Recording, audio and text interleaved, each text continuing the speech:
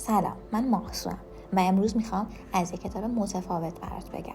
یک کتاب که آروم شروع میشه اما خیلی زود میفهمید قراره باهاش برید توی یه دنیای عجیب، پر از سوال، پر از حس.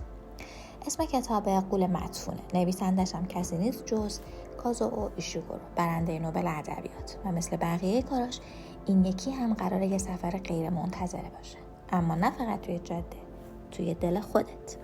داستان درباره یه زوج سال خورده است، اکسل و بیاتریس، که زندگی ساده‌ای توی روستا دارن، اما یه چیز عجیبه.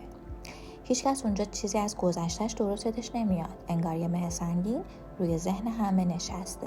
اونا تصمیم میگیرن سفری رو شروع کنن، شاید برای پیدا کردن پسرشون، یا شاید برای پیدا کردن یه چیزی که مدت هاست گمش کردن.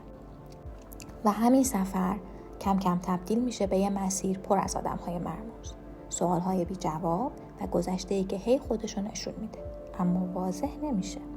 فضای داستان یه جورایی ترکیب عجیبی از افسانه، رئالیسم جادویی و فلسفه زندگی. اژدها هست، شوالیه هست، اما نه اون مدلی که توی فانتزیا میبینی. اینجا همه چیز استعاره است. انگار داری یه خواب میبینی که نمیفهمی دقیقاً چی میخواد بهت بگه، اما حسش سنگینه.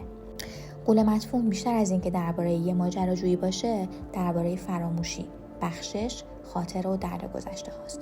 یه کتابیه که تو رو مجبور میکنه از خودت بپرسی اگه میتونستی یه خاطره دردناک رو برای همیشه فراموش کنی، واقعا این کارو میکردی؟ من این کتاب رو با سرعت خیلی کم خوندم، چون هر فصلش یه حال خاص داشت. یه بار حس دلتنگی میداد، یه بار ترس، یه بار شک، یه بار عشق، و پایانش. فقط همینو بگم که با تمام سکوت و آرامشش تا چند روز توی ذهنم مونده بود. اگه دلت یه داستان عمیق، مرموز، با ریتم آروم ولی تاثیرگذار میخواد، حتما یه فرصت به این کتاب بده. غول مدفون یه تجربه است، نه فقط یه رمان. در آخر، اگر تو هم مثل من عاشق کتابی هستی که ذهنتو درگیر کنه، قلبتو تکون بده و تا چند روز بعد از خوندنش توی خلوتت باهاش حرف بزنی، پس خوش اومدی به دنیای من اینجام تا با هم بریم سراغ کتابایی که ساده نیستن اما تاثیرشون عمیقه. کتابایی که انگار یه آینه‌ان که وقتی توشون نگاه میکنی خودت رو یکم بهتر میفهمی.